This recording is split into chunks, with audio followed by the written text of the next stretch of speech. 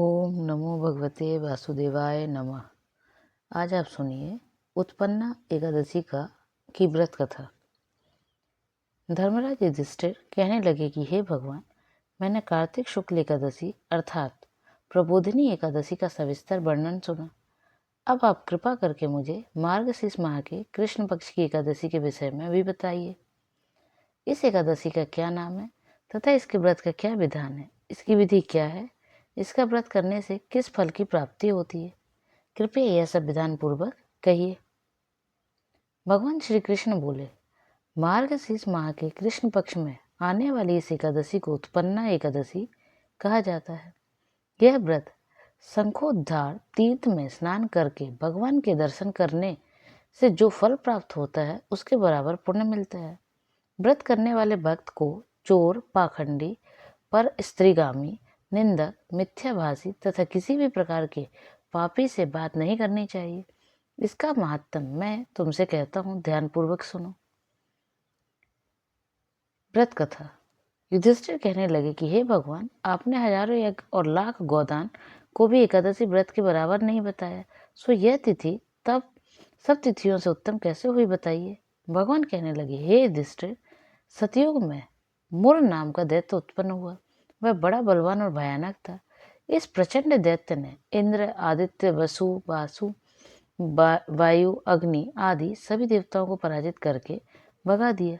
तब इंद्र सहित सभी देवताओं ने भयभीत होकर भगवान शिव से सारा वृत्तांत कहा और बोले, हे कैलाशपति, मूढ़ दैत्य से भयभीत होकर सब देवता मृत्युलोक में फिर रहे हैं।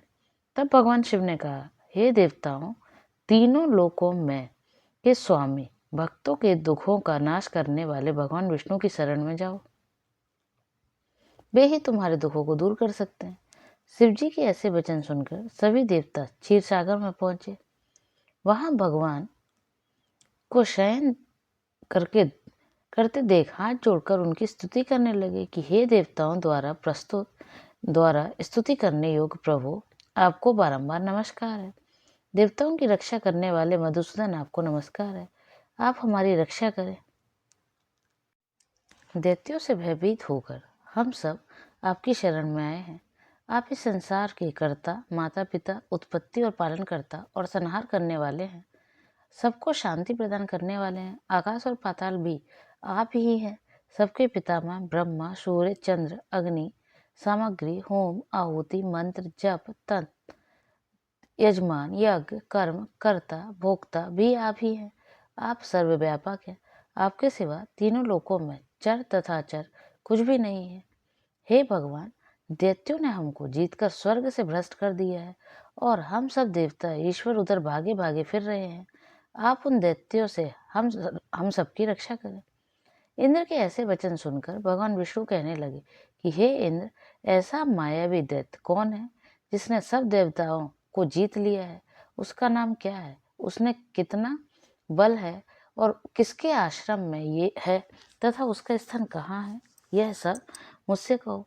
भगवान के ऐसे वचन सुनकर इंद्र बोले, भगवान, प्राचीन समय में एक नाड़ी जंग नामक राक्षस था। उसके महापराक्रमी और लोक विख्यात मोर नाम का एक पुत्र हुआ था। उसकी चंद्रावती नाम की नगरी है। उसी ने सब देवताओं को स्वर्ग से निकालकर वहां अपना अधिकार जमा लिया है।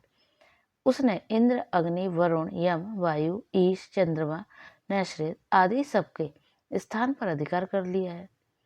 सूर्य बनकर स्वयं ही प्रकाश करता है, स्वयं ही मेघ बन बैठता है और सबसे अजय है।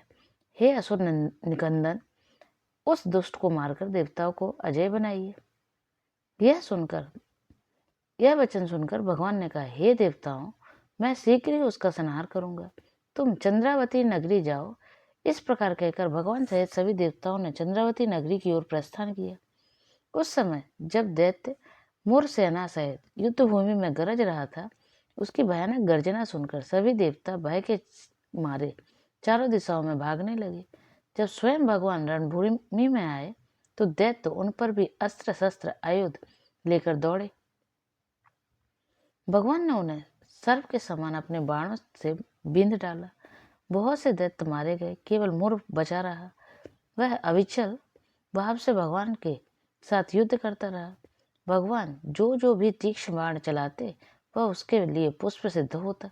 उसका शरीर छिन्न भिन्न हो गया, किंतु वह लगातार युद्ध करता रहा। दोनों के बीच मल्लयुद्ध भी हुआ। 10,000 वर्ष तक उनका युद्ध चलता रहा, किंतु मुर नहीं हारा। थककर भगवान बद्री का आश्रम चले गए। वहां हेमवती नामक सुंदर गुफा थी। उसमें विश्राम करने के लिए भगवान उसके अंदर प्रवेश कर गए। यह गुफा 12 योजन लंबी थी और उसका एक ही द्वार था। विष्णु भगवान वहां योग निद्रा की गोद में सो गए। मोर भी पीछे पीछे गया और भगवान को सोया देखकर मारने को उद्यत हुआ। तभी भगवान के शरीर से उज्जवल कांतिमय रूप वाली देवी प्रकट हुई। देवी ने राक्षस मुर को ललकारा, युद्ध किया और उसे तत्काल मौत के घाट उतार दिया। श्री हरि जब योग निद्रा की गोद से उठे तो सब बातों को जानकर उस देवी से कहा कि आपका जन्म एकादशी के दिन हुआ है, अतः आप उत्पन्ना एकादशी के नाम से पूजित होंगी। आपके भक्त वही होंगे जो मेरे भक्त हैं। बोले जय श्री हरि विष्णु।